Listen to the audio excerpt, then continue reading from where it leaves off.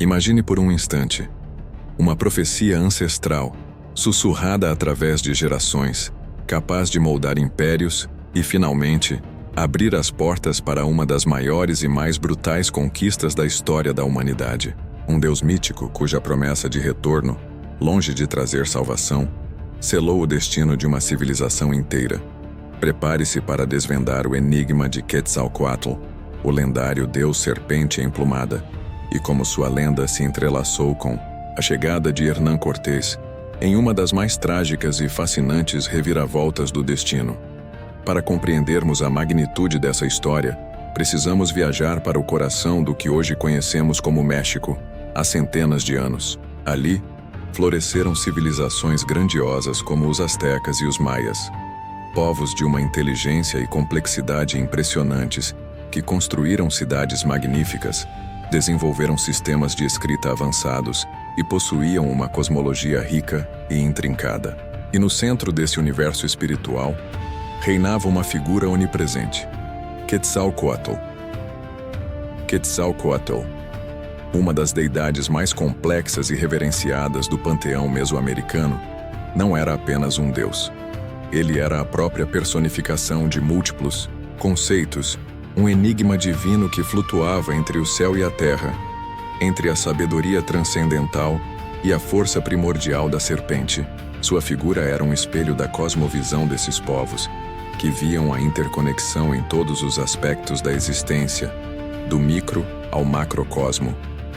Sua forma icônica, que combinava a serpente, símbolo da terra, da fertilidade, da renovação e dos ciclos vitais, com as ricas e iridescentes penas do Quetzal, que representavam o céu, a divindade, a elevação e a liberdade. Era a síntese perfeita dessa dualidade. Ele era a ponte entre o mundo material e o espiritual, um ser que rastejava na terra e alçava voo aos céus, conectando todas as dimensões do universo. Mais do que um mero símbolo ou uma força da natureza, Quetzalcoatl era acreditado como o grande engenheiro da civilização mesoamericana. Ele foi o responsável por trazer o milho, o alimento básico que sustentou milhões, da terra para as mãos dos homens. Ensinou a arte da agricultura, a ourivesaria, as leis que regiam a sociedade, a organização política e, crucialmente, a escrita e o calendário. Era o deus da sabedoria, do conhecimento e da criação. Ele trouxe a luz do intelecto para um mundo em formação, transformando sociedades incipientes em impérios organizados e culturalmente ricos. A ele eram atribuídos os avanços na astronomia, a precisão dos calendários, que eram muito mais complexos do que os europeus da época, e a beleza da poesia. Seus templos eram centros de aprendizado e adoração, um reflexo do seu poder civilizatório.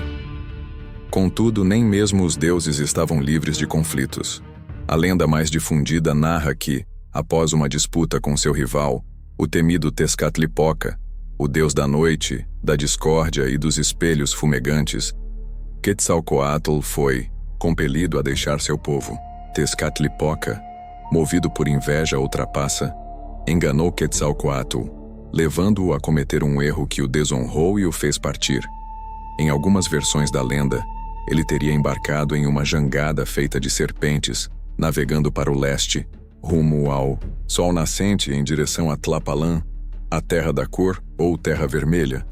Em outras, ele simplesmente desapareceu, prometendo um retorno glorioso. Mas o que importava não era a forma exata de sua partida, mas sim o que ele deixou para trás, uma promessa carregada de esperança. E essa promessa não foi um adeus definitivo, mas sim um compromisso solene. Quetzalcoatl, em sua sabedoria e benevolência, jurou aos seus seguidores que um dia retornaria.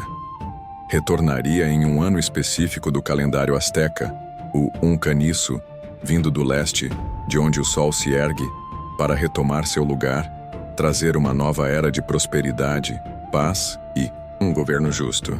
Essa profecia ecoaria através dos séculos, tornando-se o pilar da fé e da esperança de um povo. A crença fervorosa e a expectativa dessa profecia se tornaram o centro da cultura asteca e maia. Os imperadores que se sucederam no trono de Tenochtitlan viviam sob a sombra dessa expectativa, sempre atentos aos sinais, interpretando fenômenos celestes e eventos naturais como presságios do retorno do Deus. A ansiedade era palpável, uma parte intrínseca da vida diária, influenciando decisões políticas e até militares. Lendas de presságios estranhos como cometas, terremotos, vozes e fenômenos inexplicáveis circulavam nos anos que antecederam o fatídico Caniço. Muitos acreditavam que esses eventos eram sinais do retorno iminente de Quetzalcoatl, aumentando a tensão e a expectativa em toda a sociedade. A fé no Deus estava em seu auge, e a esperança de um novo ciclo de ouro pairava no ar. E então, o ano profetizado chegou. 1519.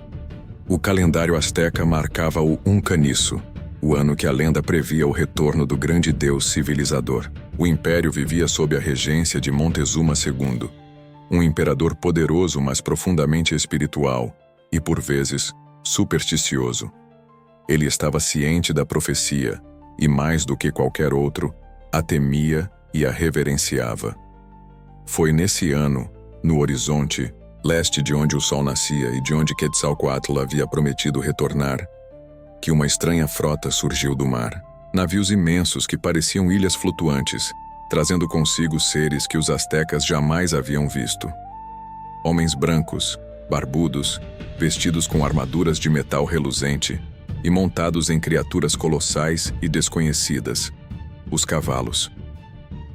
O líder desses estrangeiros era Hernán Cortés. Sua figura, descrita pelos relatos como de pele clara e com uma barba farta, se encaixava de forma assustadora na descrição mítica de Quetzalcoatl. A coincidência do ano, da direção e da aparência física criou uma confusão devastadora na mente dos astecas e principalmente na de Montezuma. O imperador Montezuma II, atormentado por presságios e pela profunda crença na profecia, viu nos conquistadores espanhóis não invasores, mas emissários divinos, possivelmente o próprio Quetzalcoatl retornando. O medo reverencial e a esperança de um novo ciclo sob a égide do Deus Rei o levaram a tomar decisões que, hoje, sabemos, foram desastrosas para seu império, hesitando em confrontar o que ele acreditava ser uma divindade. Os primeiros encontros entre astecas e espanhóis foram marcados por essa ambiguidade e pela estratégia astuta de Cortés. Presentes valiosos de ouro e joias foram oferecidos como boas-vindas, não como suborno ou sinal de fraqueza, mas como gestos de reverência a um Deus que retornava. Os espanhóis, por sua vez, interpretaram isso como submissão e fraqueza, alimentando sua sede de conquista. O que se seguiu foi o inevitável choque de mundos. A fé e a diplomacia asteca colidiram com a ambição, a tecnologia militar superior e a brutalidade espanhola.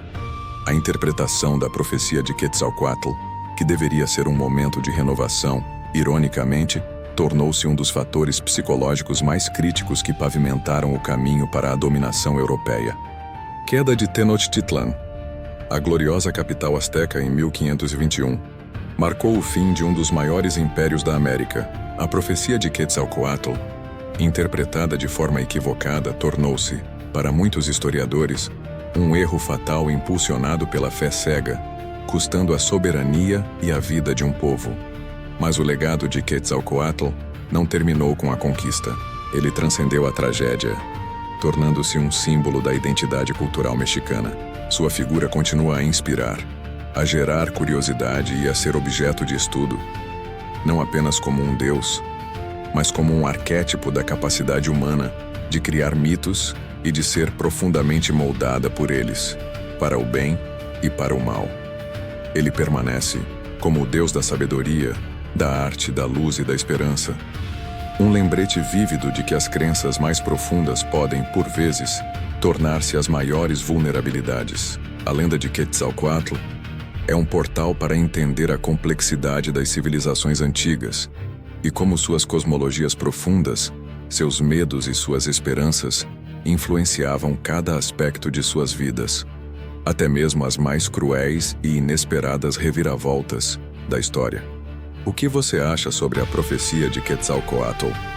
Acredita que o destino dos astecas poderia ter sido diferente se essa lenda não estivesse tão enraizada em sua cultura? Ou se Cortés não tivesse explorado tão astutamente essa crença?